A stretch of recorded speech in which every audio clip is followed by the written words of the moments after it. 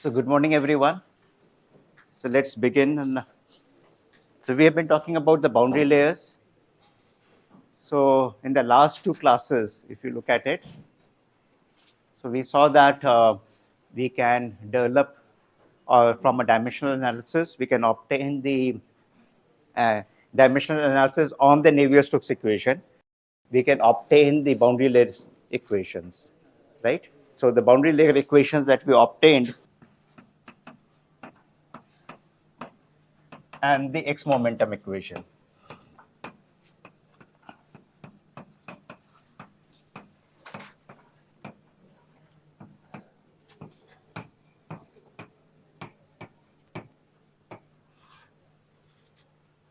Now with these equations, from these equations, we then assumed that there is a stream function psi in which we can in terms of which we can solve our things. So we introduce it as u is equal to dou psi dou y and v is equal to minus dou psi dou x. Now, once we do that, we realize that the continuity equation is automatically satisfied, and this equation can then be transformed in terms of psi.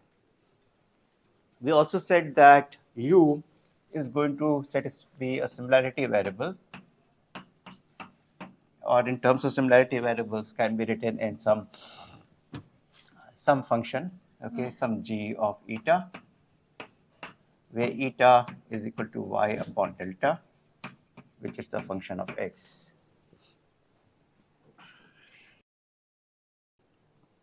And then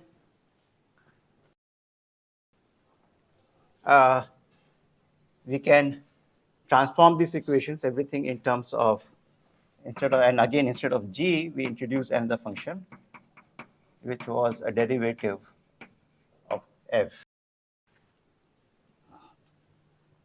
Okay, so with help of these equations, we can write out the equations which became, so this equation is effectively transformed to f triple prime plus f double prime is equal to 0 with some half here. I hope this is correct. Yeah. And so this is the equation that we had to solve. And we realized that the boundary conditions are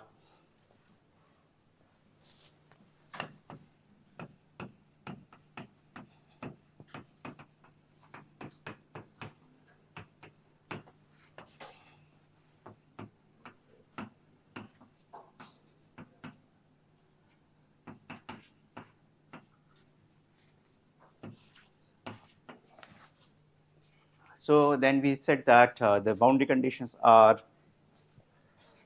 easy to sort of, this is our boundary layer, this is x direction, y direction. So at y is equal to 0, the two velocity components are 0. And in terms of these functions that we have, we will find them as f is equal to 0,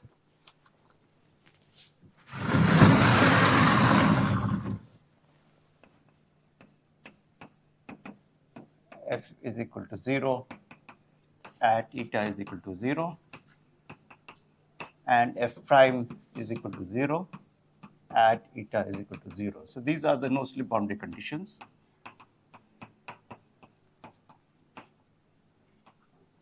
And we also have from this expression, as things go to infinity, then f prime should be equal to 1 because my velocity should approach the free stream velocity. So with the help of these three boundary conditions, we can then solve, I hope I wrote down this third boundary condition correctly in the last class. Maybe you can check that, otherwise you can correct this. Right, it was correct? Last time I don't know what did we write. Yeah, so I think that was a mistake that we had made. So just correct that in your notes. So we should be using the third boundary condition as what has been given here. Okay, now So with these three boundary conditions, we solve this equation, and we get a series solution. And there are some intricacies in there which we are not getting into, but we found that the function can be written as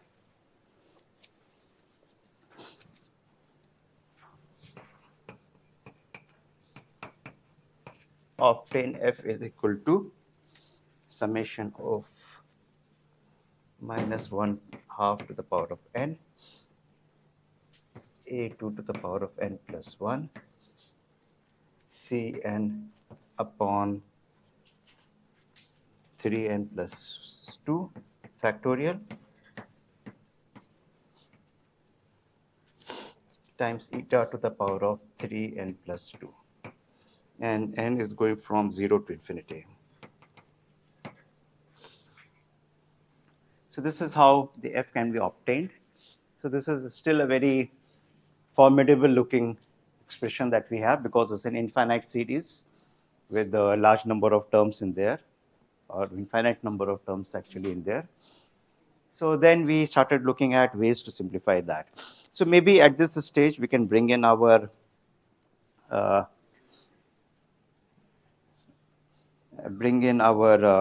skin friction, and we can say that the other parameter which is of interest to us. Okay, so from here, one thing that we said was to how to define the boundary layer thickness.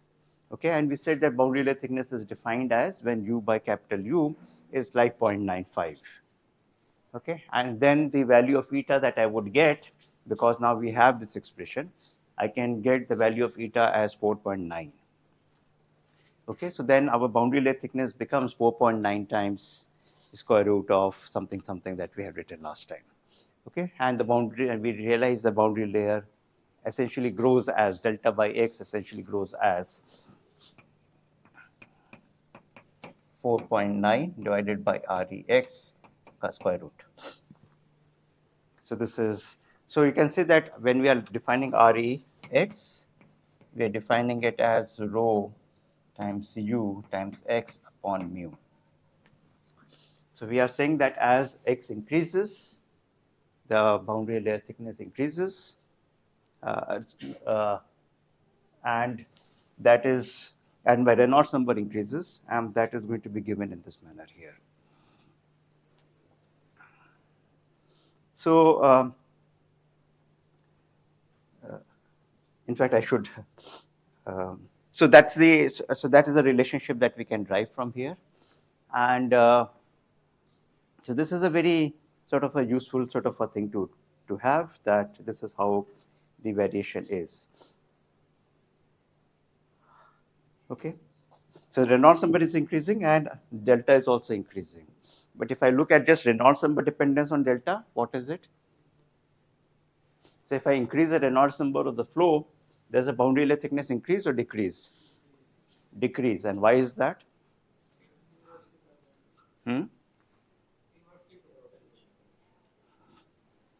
Okay, so this relationship has to be interpreted with a little bit more care, because we are looking at boundary layer thickness is actually increasing as a square root of delta, right? Goes as a square root of x. Okay, so we should not, so this x, this, okay, so why is that? Is because we can see that this is u times x upon nu, square root of this. Okay, so you can see that that's the expression that we have, and from here I can get delta is equal to 4.9 times nu upon capital U times the square root of x. So for a given fluid, these two things are given condition, these two things are constant, and therefore delta goes as a square root of x, which is what we have written here. The boundary layer thickness continuously continues to grow. Now the question that I'm asking is that as, so maybe we can try to argue physically, why should we expect the boundary layer thickness to decrease with an increase in Reynolds number? I mean, answer is correct, but what is the explanation for that? Because at higher velocity, viscous effect will be less, okay? So in some sense, what we are saying is that viscous effect. So with respect to viscous effect, so viscous effect is what is causing this boundary layer or this information to diffuse out. And then there is a convective time scale. So you can think of that there are, this is my surface. So there is something, there is flow which is moving along this direction, and there is some information which is moving along the other direction, which is that there is a plate. So these are, one is the diffusion. This is going to give me the diffusion time scale, and this is going to give me the convection or the advection time scale. How fast are things moving along the x direction, and how fast information is diffusing out in the other direction. So you can say that if I have kept my viscosity the same, then this part is not changing, but now this part is changing, has increased now. If I'm increasing the velocity or the Reynolds number, I'm increasing my u. I can increase my Reynolds number in a lot of different ways. Because Reynolds number expression is here, I can increase it by increasing u or decreasing my kinematic viscosity, or my viscosity here, mu, or kinematic viscosity nu. Okay, so I have a couple of options that we have, right? So we are essentially, if you think of that, Reynolds number can also be increased by increasing u by keeping everything else constant. Okay, so that means that by the time this information, I mean, the flow has traveled much further on the plate as compared to the time that it has taken for the information to diffuse in the perpendicular direction. Okay, and therefore the boundary layer thickness will now appear to be thinner now. Okay, because information has not just diffused out. So these are some of the expressions that we have. Okay, any questions from here?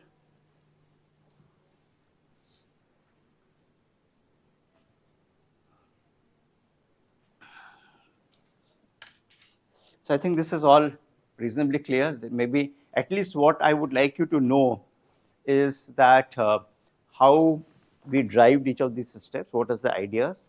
There are some mathematical details which have been skipped. Okay, some of them will be covered as part of the homework. So I'm saving my time here, and I'm asking you to go back because the steps are given. The key steps are given. Now you have to just go back and fill in a few steps in between. Okay, that should not be very difficult, but it also means that if you can do that, you have really understood what is going on.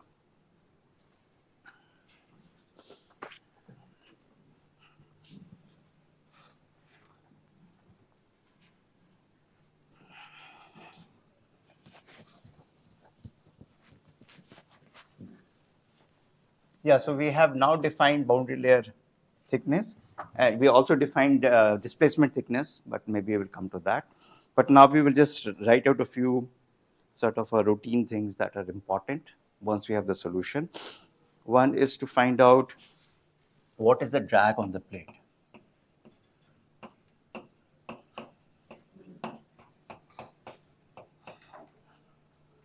So drag on the plate can be found by, how will I find that? Is going to be shear stress that is going to be applied by the plate multiplied by the area over which the shear stress is acting. And then I integrate the entire quantity over the entire plate, across the entire plate, and then that will give me the total drag that the plate is going to experience because of the presence of the plate. So let us say that that is my tau W, stress, shear stress at the wall. And then I should be integrating this along dx and dy. So dx and along dz actually. So dx and along z, let us say I will assume that anyway there is no variation along the z direction. Okay, but I need to give some width of the plate. Okay, so there is, I have introduced a width parameter b.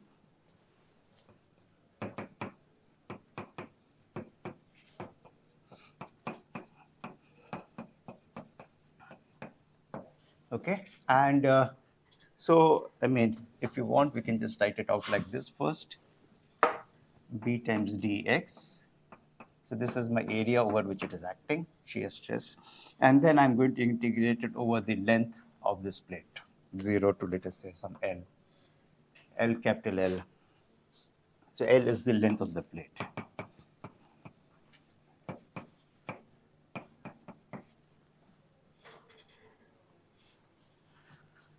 Okay, so now what we need to know is what is the shear stress at the wall, tau W, which can be found from our basic definition.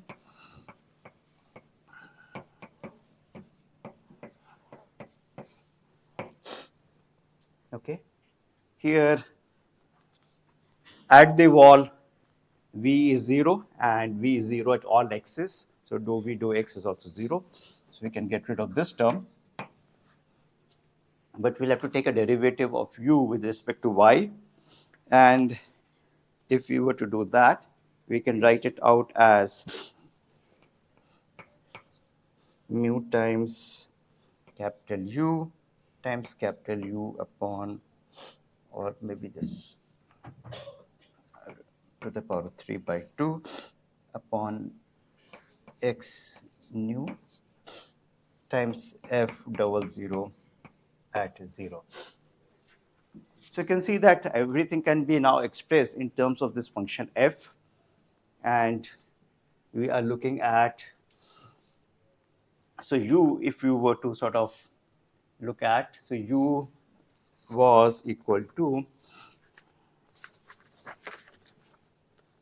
capital U times f prime.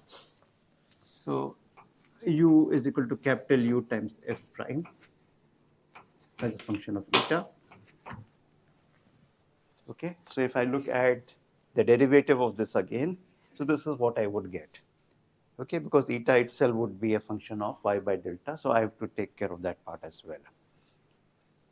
Okay, so that's what is the shear stress that I will get, which is equal to, so this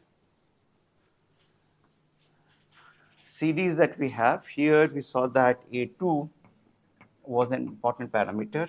So sometimes we just, let us say A2, we just call it as beta, and we say beta is equal to 0.332.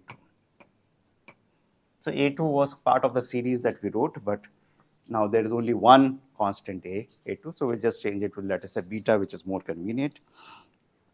And this is equal to 0.332.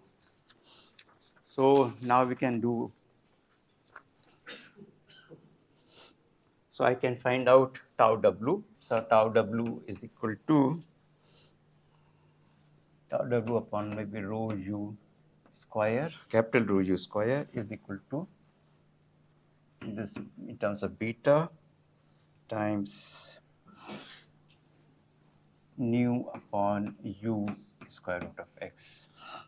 So you can see that this is equal to 0.332 upon Rex square root of this quantity. So it is quite natural in fluid mechanics, and it should be done in another subject, that we try to write out each term as a non-dimensional term. Okay, so tau W, if I divide it by rho U square, okay, it becomes a non-dimensional quantity.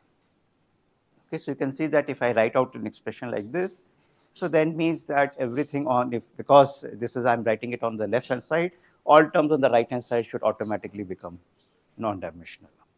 Okay, and if they are not, then there is some mistake that I have made in writing down the expression. So it's a useful thing to sort of have and start practicing. Okay, so it becomes easier to sort of see equations and start seeing the dependence much easier that way. So that's why we have done it here, and we see that this is the expression that we get in terms of beta. So f double prime is nothing but my beta. Okay, and that should be clear from here. But if I take a derivative of this twice, okay, then and then set eta is equal to 0, then only the, so this first term will survive, because after taking derivative twice, it has become a constant, and everything else will vanish. Okay, after setting beta, eta is equal to 0.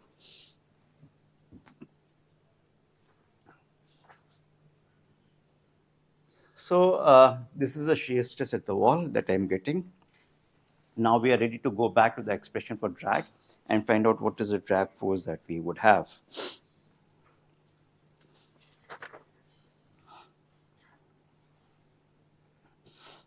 So we can find that the drag is equal to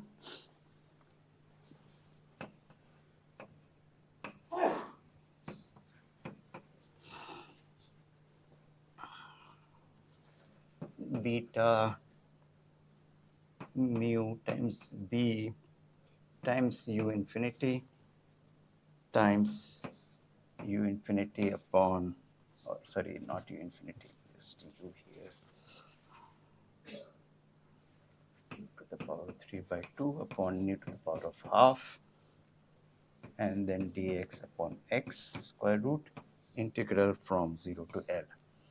So this is the type of expression that you would have. So you have to essentially take this and substitute it this here. So that is what has been done. And once you do that, then so you have a mu here, and then this is the velocity gradient that you have. So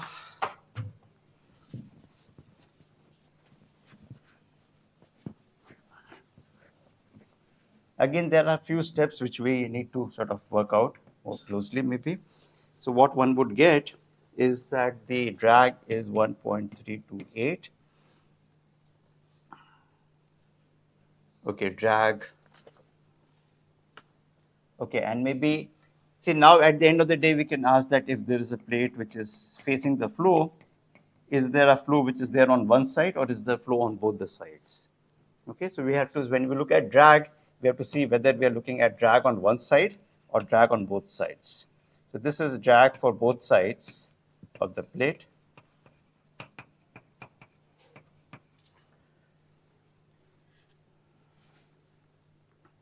So then you can use maybe a factor of 2 here, and then you will get it as, okay, maybe again, let me just work it out, just make sure. So I will give you the final expression, and you can make sure that the expression is correct. Okay, so this is drag on a single side, and drag for the two sides will be 1.328 times the square root of u cubed times mu times rho times L. Okay, so that's the expression that you will get for drag. And what it is telling us is that if the viscosity of the fluid is larger, then the drag force that the plate will experience will be larger. If the density of the fluid is larger, then the drag force is again larger as square root of density. Length of the plate increases, then of course so this is over the entire length. So one can find out drag at a given position, okay, as a function of x, or one can find out the drag, which is the total drag up to a particular point, okay, from the leading edge to that point. So one has to take different appropriate integration limits to be able to do that. And this is the expression that one would get. So if the length of the plate is more, you can see that the drag is increasing as square root of L. And u has a very strong effect. It's like u to the power of 3 by 2 is what you are getting here.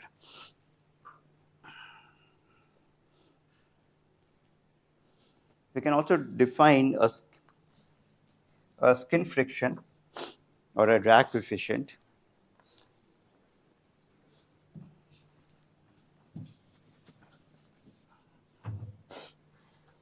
CF, some sort of a skin friction,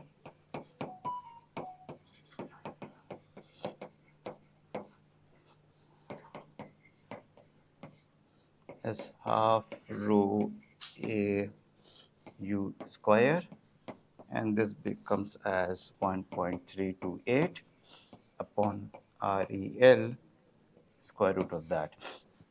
Yeah, okay. Any questions here?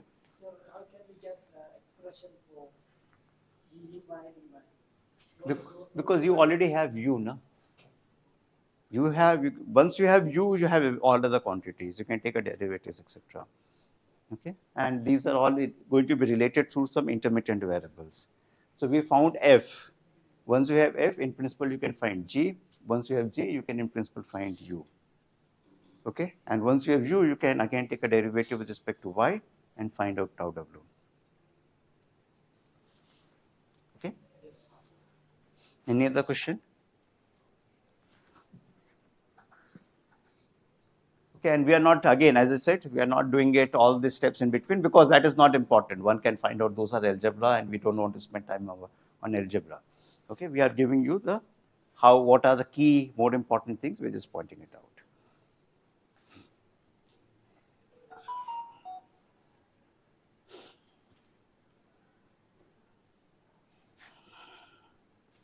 Okay, so once you have so the point is that once you have velocity, you can find out its derivative or its gradient at the wall, which will give you the shear stress.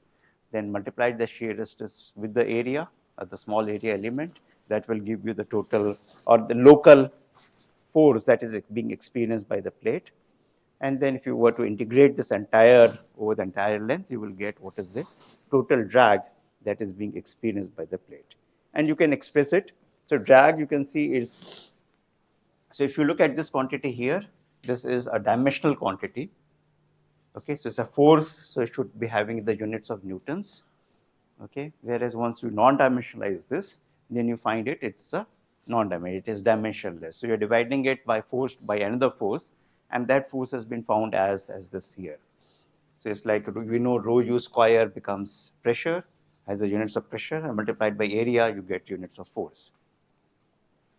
Okay, so you can divide this force by another force like this, and this is the expression that you would get. Again, I hope there are no typos or no mistakes in my writing up. Maybe a factor of half or 2 is what I'm a little bit worried about, but I hope it's correct. Okay, but if you find some mistake, like a factor of half mistake, you can check it with your friend whether you are getting the same thing or not. If both of you are getting the same factor, and then maybe it's my mistake. Okay, so I hope these are free of any errors, but if they are, you can just alert me and then I can recheck that myself. Okay, so this is the sort of the way one can drive starting from the Navier-Stokes equation to the boundary layer equation, the velocity profile, boundary layer thickness, shear stress acting on the wall, the drag force acting on the plate, and so on. Okay, any questions here? The drag we are talking about is only friction drag, not form drag. And There is no form drag here. And the coefficient of drag is also not involving form drag. There is no form drag. Okay, form drag happens. When does form drag happen? So when it is inclined, and that leads to a flow separation, a separation of the flow at the back. Okay, then only we get a drag, which is a form drag. Okay, so let us go ahead. So I will get rid of all these things. So last time we introduced the idea of displacement thickness. So we will briefly recap that, and we will also introduce the idea of momentum thickness.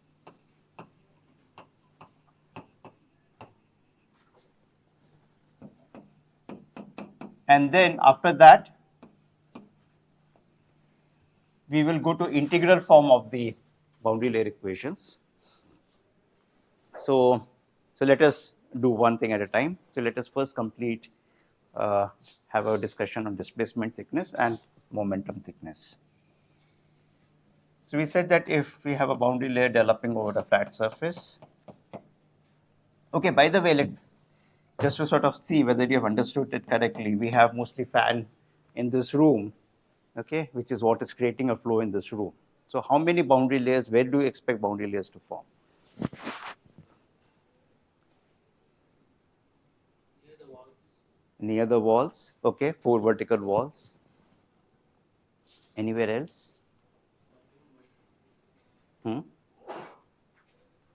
Sorry, I'm not able to hear you. Please speak louder. Blades of the fan, yes.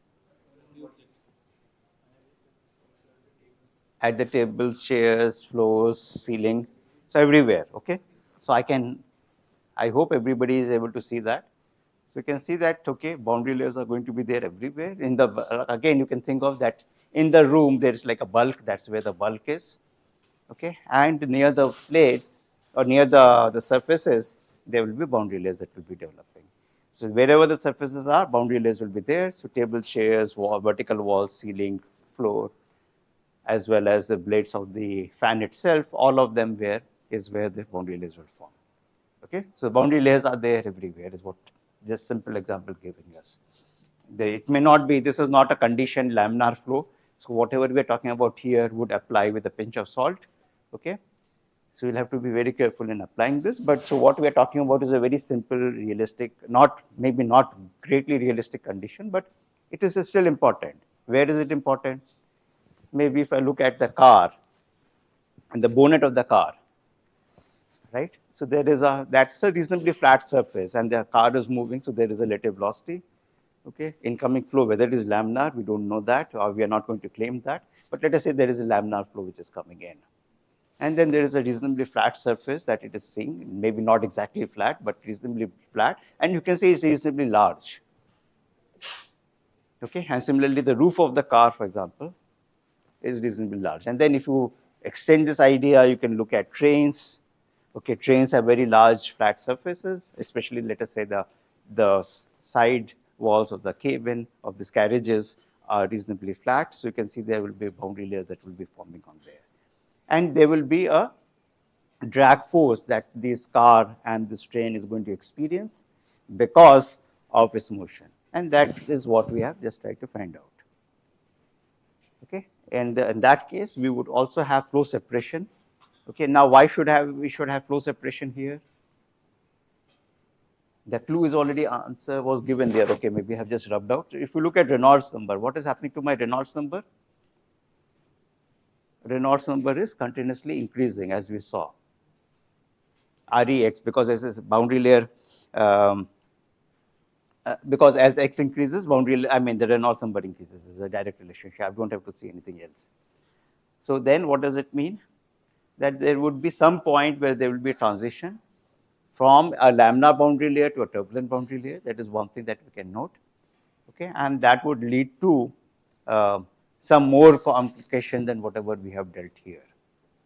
Okay, and then we can also say that in case the flow plate is not at an parallel to the flow, but it is inclined at some angle, then there would be a wake separation, flow separation that can also happen. So you can see that both these two cases, which is going to apply in a practical scenario, the flow of a car or a flow of or a movement of a car or movement of a train, okay, you can see that that is going to apply there as well.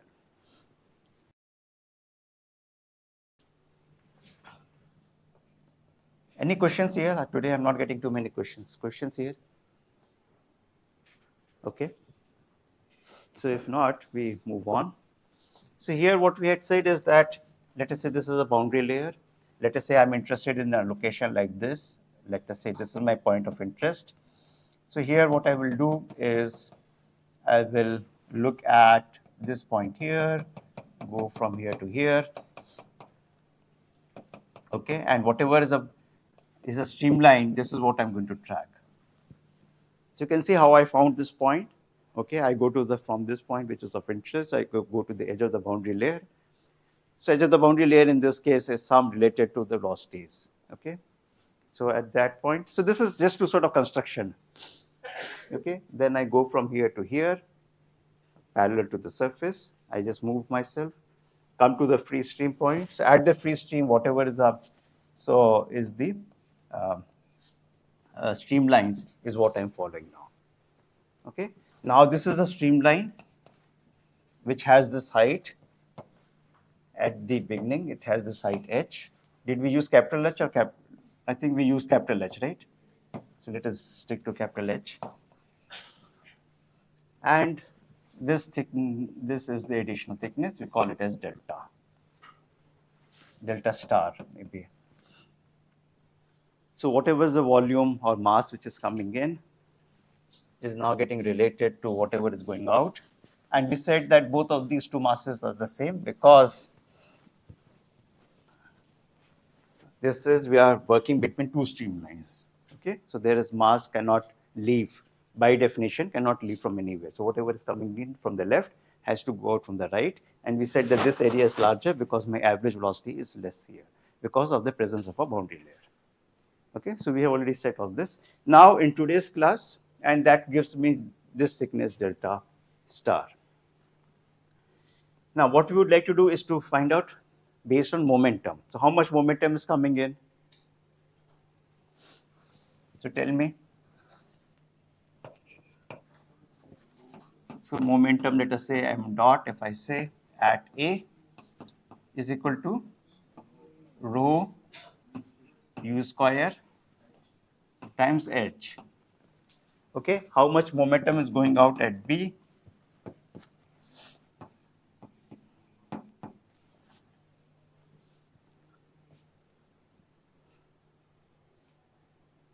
How much is that? Rho U square dy integrated from 0 to h plus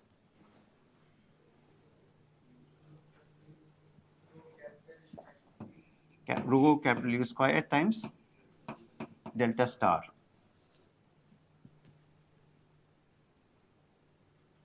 So effectively what we are saying is that so if you want to think of it differently, what we are saying now is that there is a region, a control volume. That control volume, so is this is my control volume.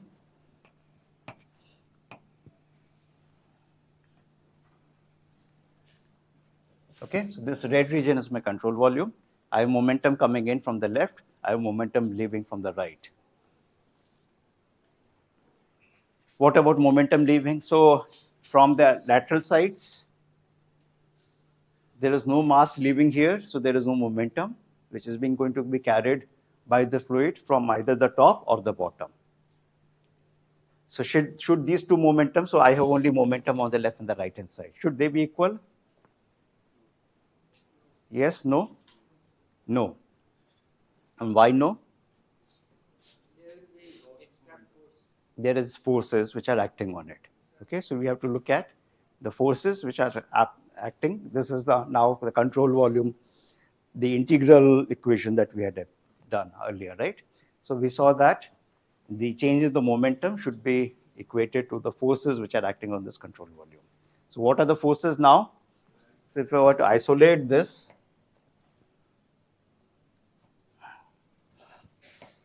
region, this is my control volume, A, B, C, D.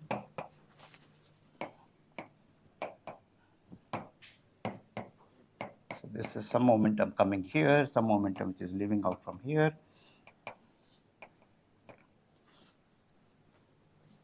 Okay, so now we have to look at forces which are acting on this side and forces which are acting here, and maybe forces which are acting on the left side and the right hand side. Okay, so what about the forces on the left hand side and the right hand side? So that is pressure, right? So that we don't have to, so that should not make any differences here. So I have to look at essentially primarily the stresses which are there on the bottom and at the top. Now what about the top? What about the top? On the top, the shear stresses are 0. Okay, so there is nothing, no contribution which I get from this side as well. So the only thing that we get is the shear stresses which are acting at the wall. Okay, so there will be shear stresses acting on the wall, and because of which this is not going to be equal. So I'm going to now look at, and which one is going to be more? M dot A is greater than M dot B, or the other way around? M dot A, there is more momentum which is coming in than it is going out, and the difference of these two is what I'm going to look at. Okay, so we don't even have to worry about how much stresses are here and so on. So I can look at the difference of these two momentum, and I can relate that to simply some rho times U square times theta. And I will call theta as my boundary, as my momentum thickness. Okay. So I'm simply saying that there is a loss of momentum, and that is equal to this quantity here. Okay, and everything is being done per unit depth anyways. So this is just like we had said earlier, or a few minutes before. Rho U square has the units of pressure, and then I have to multiply it by area. So to get the force. So here we are getting one length scale and the other length scale is the depth anyway. So depth we are not everything, all these terms are actually per unit depth anyways. Okay, so that's why that depth parameter I don't have to really worry about. So you can see that what I get is rho u square times theta is equal to rho u square h minus integral of rho u square dy 0 to h plus rho u square. Now what was my delta star?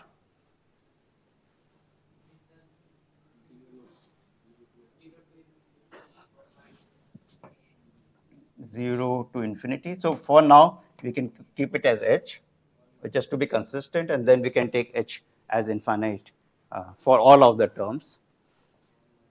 So 1 minus u by capital U times dy. So this is what I will get as my expression for theta. So of course, rho will cancel out. Okay, we will do that in a minute. So here I will get, so from this integral, what is it that we are going to get? The first term is simply going to be h, and the second term is going to be u by u, and of course this comes with a minus sign. The two taken together should be taken, if I'm writing it out like this. So this is the total momentum, and then with a minus, I'm just subtracting out the entire thing. So you can see that this term, okay, so it's like rho u square h minus integral of rho u square dy 0 to h plus rho u square times h minus, maybe this is minus here, this is plus, and rho u square times u by capital U times dy integral of 0 to h. Okay, so you can see that these two terms are going to cancel out. Okay, and the other two terms can then be taken inside the integral, or there is only one integral, I can write it out.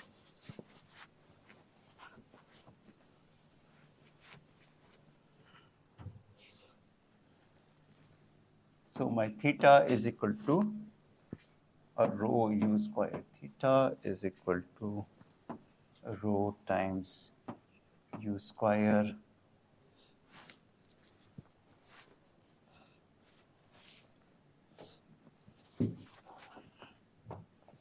maybe u by capital U times dy minus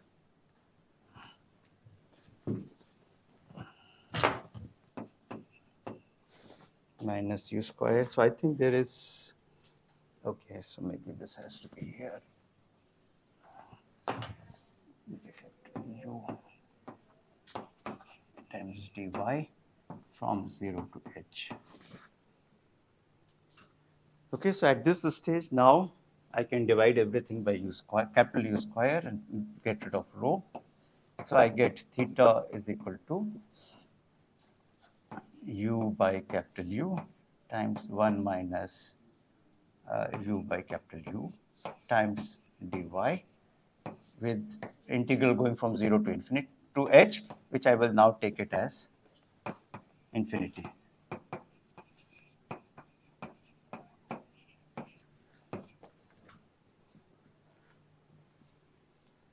Okay.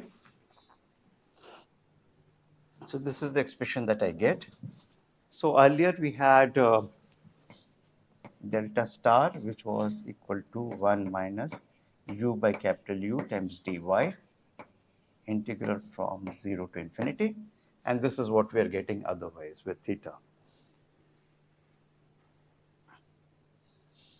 Okay, so these are my two other length scales that I can define. Again, you can see that u by capital U is dimensionless, okay, and whereas this is going to take the dimensions of y, which is distance. Okay, so that's how you get your dimensions back in there, and the same thing is happening here as well. These two terms, this entire term is dimensionless.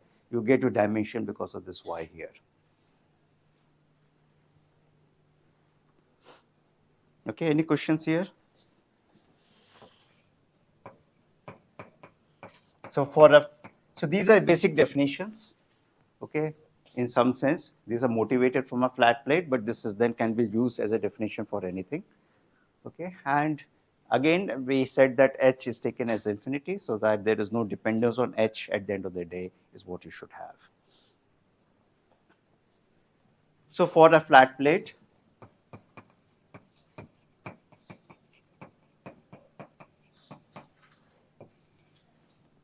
delta star by x is equal to 1 upon 1.72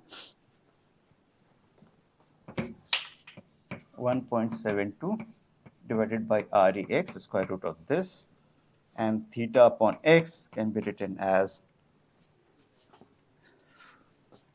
because now you have your f, right? Again, as we said, that once you have your f, which was like u by, or f prime was u by u, okay, you can actually work out these expressions as well.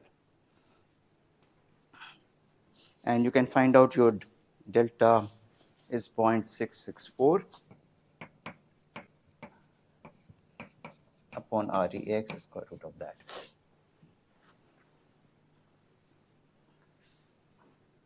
Okay.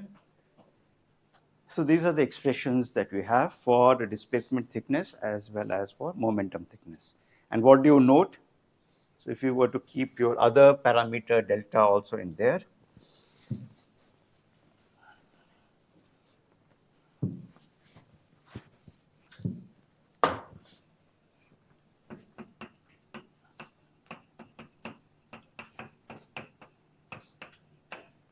so delta by x is equal to 4.9 upon REX, square root of this, and delta star is this, theta star is this here. And you had defined delta as the point, delta is the point or the distance where u by capital U was 0.95. So you can see that these are the three measures that I can have, delta, delta star, and theta. And these are the three expressions that we have for a flat plate. Okay? And again, to just remind ourselves, this is like somewhat arbitrary. Delta star is, what is a measure of? How much the plate, physically, it is representing how much the plate should be moved out, okay, so that it has the same mass flux as here and here.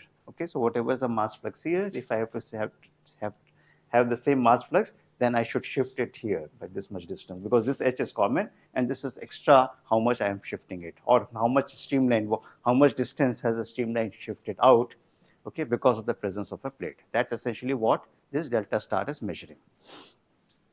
And what is theta measuring? Theta is measuring how much momentum loss the plate is experiencing, because we saw it is related to m dot A minus m dot B. So momentum coming in at A and momentum going out at B are not same, and we're relating that to rho u square times theta. So theta is now a parameter which is measuring in how much is the momentum loss. So larger is the momentum loss, the larger should be the value of theta. This is what I expect to get. Okay, and let me just give you the expression, and from here it is very clear that delta is the largest, followed by delta star, because everything else is now kept same. Only this constant value is what we need to compare. So delta is the largest, followed by delta star, and followed by theta. So theta is the smallest among them. We can also find out, okay, any questions here? Yes. Are these? Blasius, yeah. So these are all Blasius. So whatever analysis that we have done is coming from Blasius thing, yes.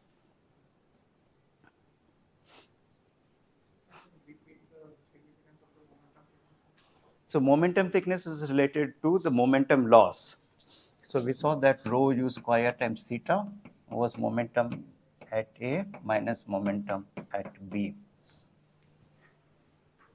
Right, at A and B, the loss is essentially related to your momentum thickness. So we sometimes also define a shape factor as H is equal to delta star upon theta. This is what is known as shape factor. I'm just introducing you because it's simple parameter, we are already there. And this is like 2.59. I mean, just a ratio of 1.72 and 664. You will get the ratio as 2.59. And you can, so how can we use shape factor? Okay, sometimes when we are not clear with the boundary layers, laminar, turbulent, things like that, you can look at the shape factor. And then look at the shape factor, you can see whether it is close to 2.59 or you will have some standard shape factor for a turbulent boundary layers. So you can compare the values and say that, okay, how far are we? So things like that one can do. Similarly, the shape factor becomes useful.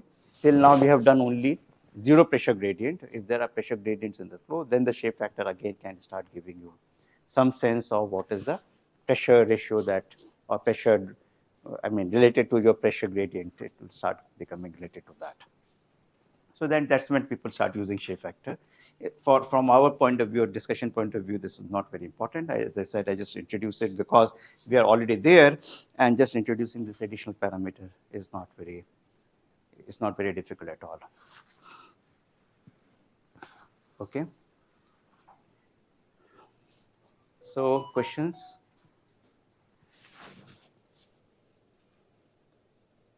So we have actually now covered one major aspect, which is boundary layer solution or solution for boundary layer over a flat plate. Okay, and after that we define the displacement thickness as well as the momentum thickness, which are somewhat independent concepts. So this part is clear. So now what we will go to is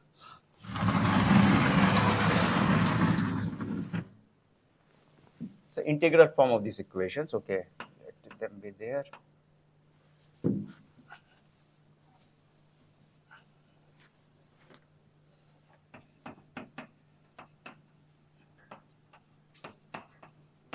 So sometimes this is also known as approximate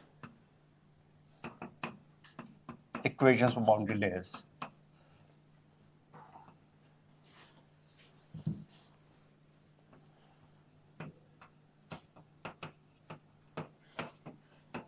So why would you like to do something like an approximate if you have an exact?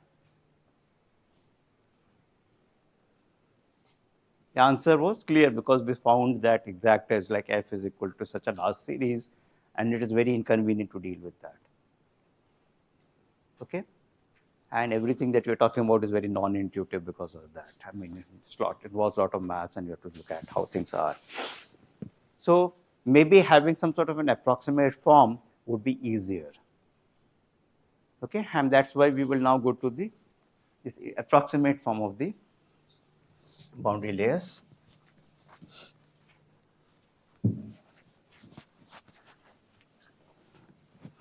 Again, you can stop me if there are any questions.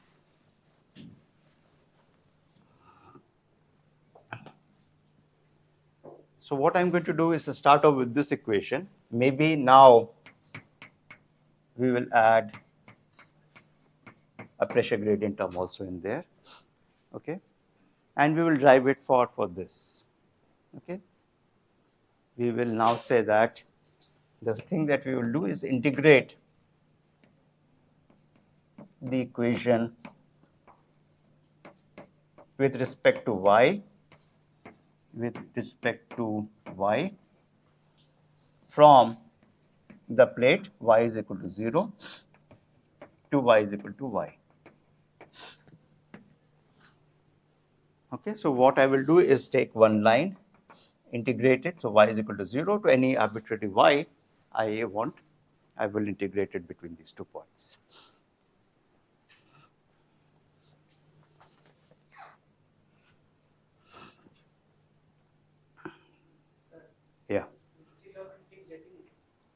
to 1, it is better to integrate 0 to 10. 0 to 10. 10. Del. Yeah, so we are not just restricting because I may be interested in a point which is below the boundary layer thickness. Okay, so I can, so that's why I've left it as a variable and see wherever, whatever I get is fine. Okay, that point can then be beyond the boundary layer thickness or it could be within the boundary layer thickness. So we are not restricting ourselves to be either on either side of the boundary layer thickness.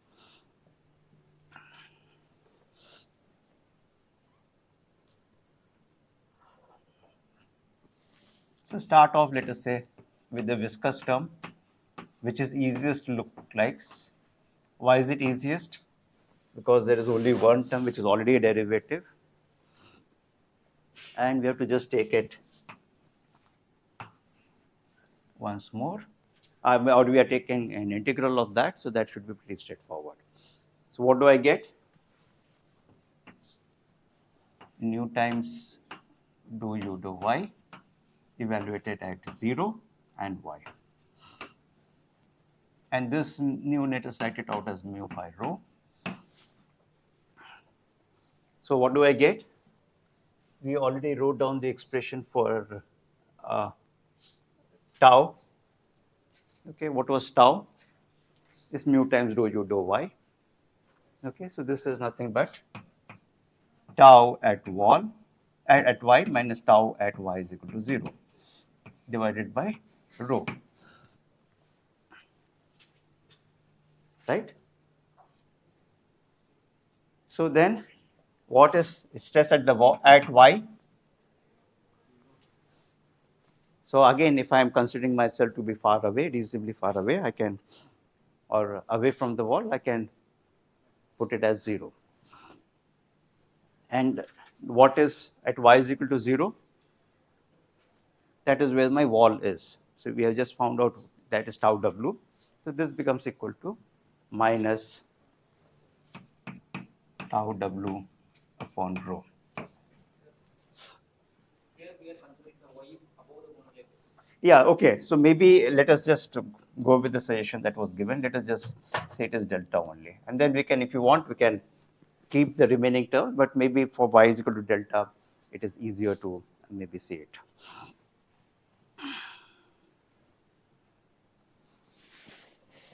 So then let us just, let's say this is delta here, delta here, delta, delta, so that there is no confusion. And then if you want to do it for any location, you can, you will have to retain or that term. Now, y is equal to delta, is that, is the shear stress 0? Yes, no? You can say approximately. It's only approximate. Okay? So this is not exact. So we are already starting to make some approximations. So this is approximately equal to, because my velocity gradient, so if I look at the velocity gradient here, velocity is like this. So at the edge of the boundary layer, this is 0.99, but it still has to go to 1. So between 0.99 and 1, there has to be a gradient only, but then it will go from 0.99 to 1. Right? So the gradient is not exactly 0, but it is very small because it goes from 0.9 to 1 over a very large distance. Okay? So it's a change in value is very small, but the change in the distance is very large. Okay? Change in velocity value is very small. So I don't have to bother about that. Now let us look at, let us say, dou p dou x term. What about dou p dou x?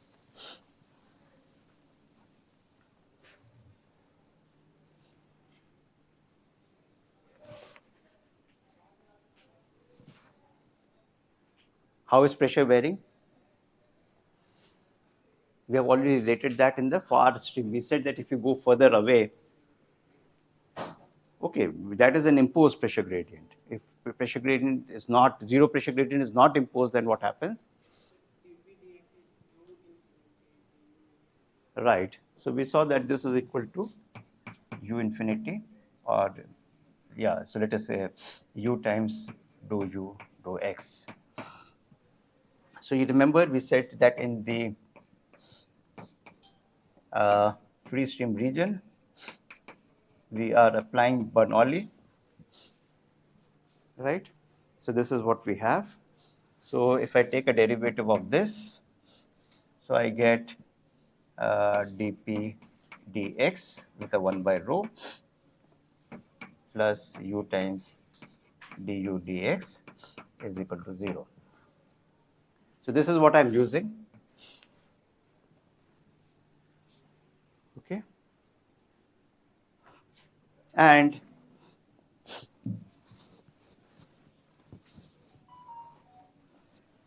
now if I know this, then I can integrate this with respect to y. Anyway, nothing is a function of y anyways from 0 to delta. So this is going to be integral from 0 to delta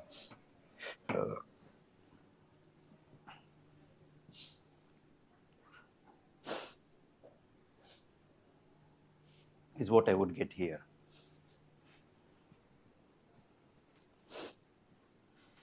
Okay, any questions here? So now let us come to the v times dou u dou y term, integrating it with respect to y with integration limits as 0 to delta. So what is this term?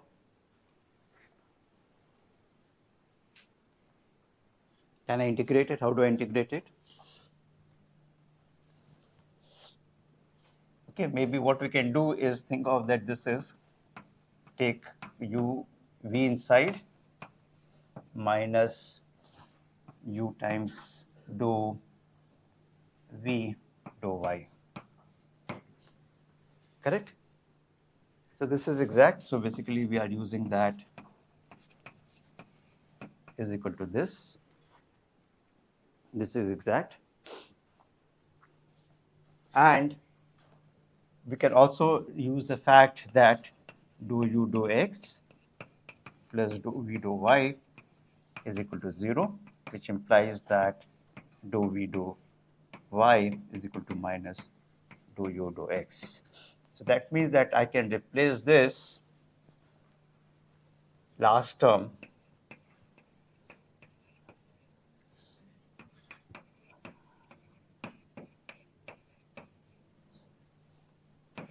with u dou x term.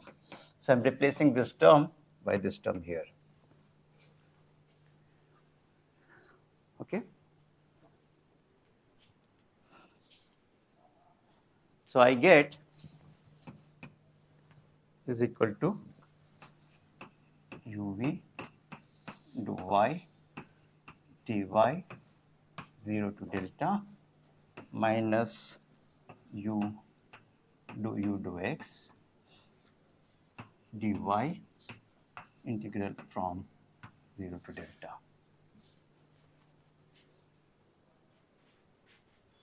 Okay.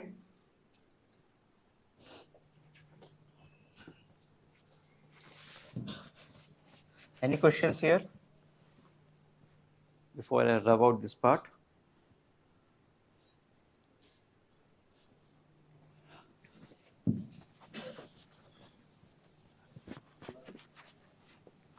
Yeah, plus. Anything else?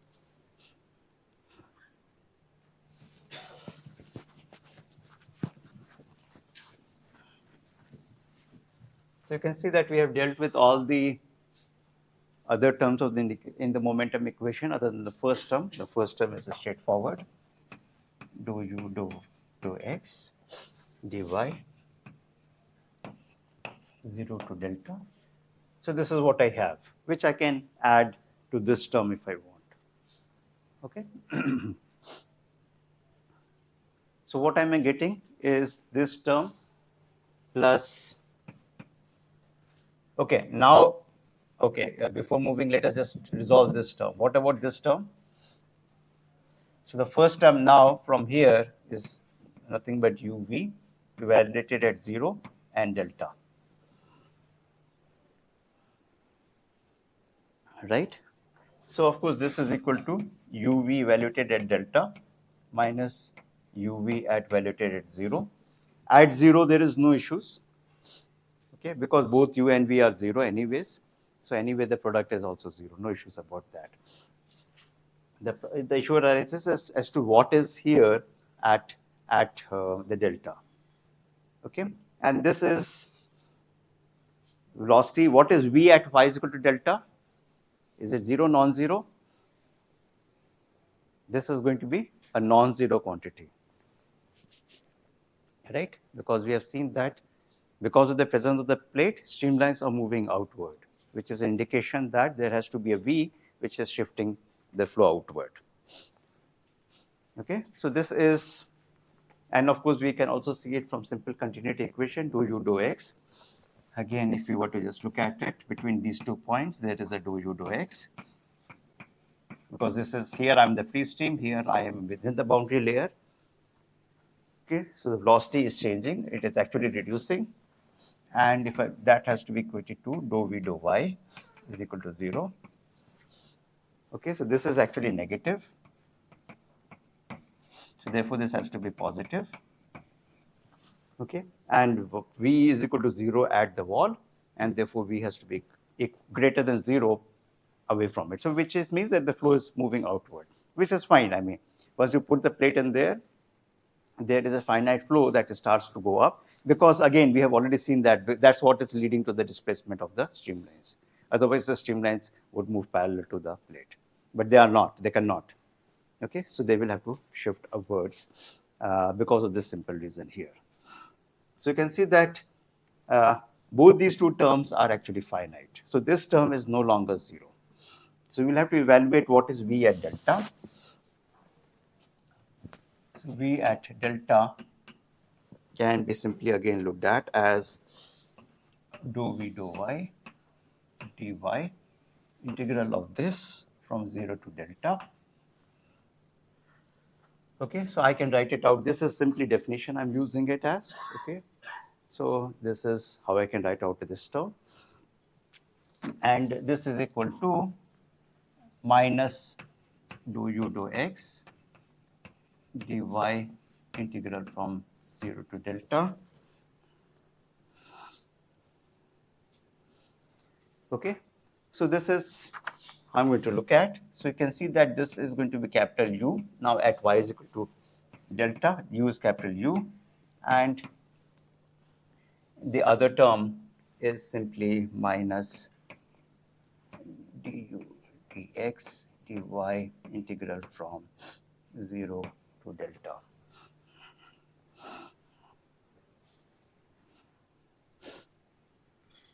Okay, so now we are ready to put everything together and into our momentum equation and see what is it that we are getting now.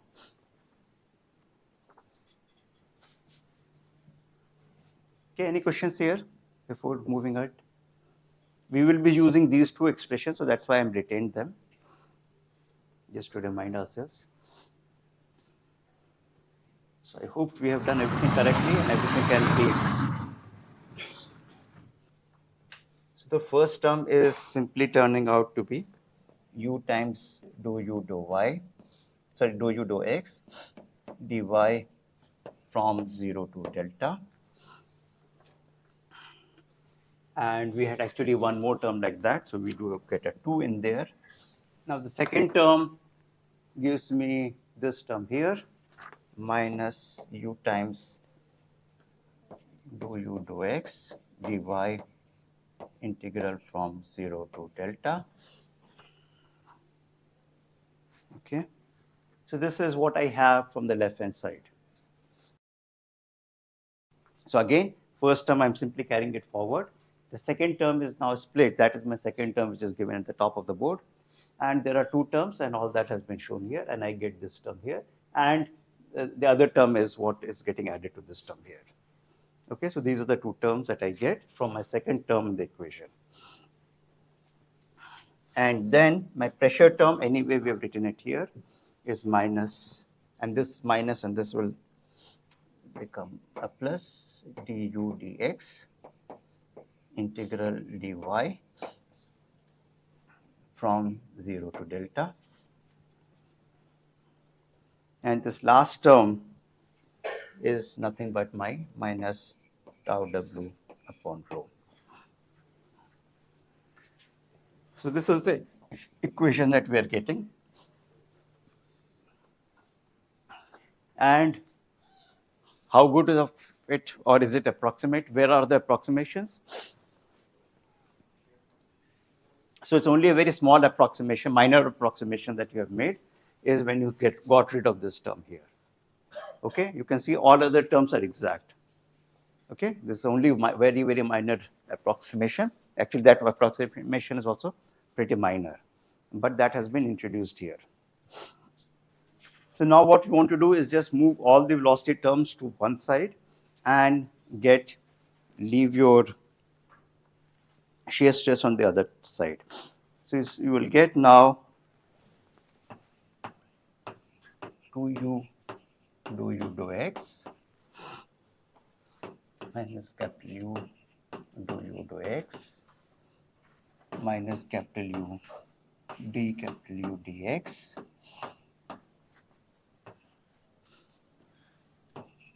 dy integral from 0 to delta is equal to minus tau w upon rho. Now, which will give me, so what I will do now is split this term into two terms. And I can write it out as d by dx of u times, okay, so if you want, maybe you should see one more term. Yeah.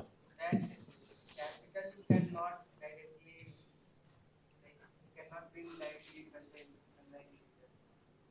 This capital U? No, because this is coming from here, no? So this is a constant now, right? Where is the issue? So, like, the first term in RHS. First term on the right hand side, here, or left hand side you mean? Right hand side. Okay, this term. So, like, by that logic will be integral, every term will come out. Yeah, all this is actually dp dx anyway is not a function of, I mean, if you can just, that's a constant with respect to y. There is no dependence on x, on y here. There is no dependence on y here. Everything is out actually. We are keeping it inside the integral because we want to be consistent with the other terms. Or we want to write out it in that form, that's all. It's actually, you don't have to keep it inside the integral.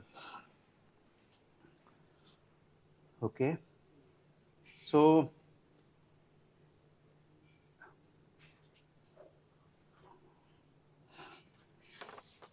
let's see how you can write it out as. You can write it out as u times u dy integral of 0 to delta of d by dx. So what we are doing is trying to pull out the derivative with respect to x outside. Okay, so that's what we have done with this term, and you get du dx times integral of u minus u dy term from 0 to delta is equal to minus tau w upon rho. So, okay, so you will have to work out these terms from here to here. You will just have to work it out. So, okay, so maybe we'll come back to this one step once more in the next class. Let us come to the final step for now and say that this is now looking like, or this is exactly the same as the momentum thickness. Okay, so if I divide everything by u square here, it will start looking like a momentum thickness here, which was given here, right? And this is, if I divide it by u here, it will look like a displacement thickness. Okay, so I will get these terms now as d by dx of u square times delta times theta Okay, and my other term is du dx times delta star times capital U is equal to minus tau w upon rho. So this is the integral form of the equation that we now have, where you can see that there is no dependence on y because we have already integrated with respect to y. And you see the appearance of theta and delta star, the displacement thickness and your momentum thickness. Okay, and that's why that's another use, not just to define the length scale. You can see that there is another use of these length scales that you have defined, because these terms appear in the integral form of the momentum equation. Okay, so that's the derivation. And if you are not clear, maybe in the next class we can just relook at this step one more time. But everything else we have done it step by step, so you should be able to follow that. So if you have difficulties in this class, in this step, we will resolve it in the next class.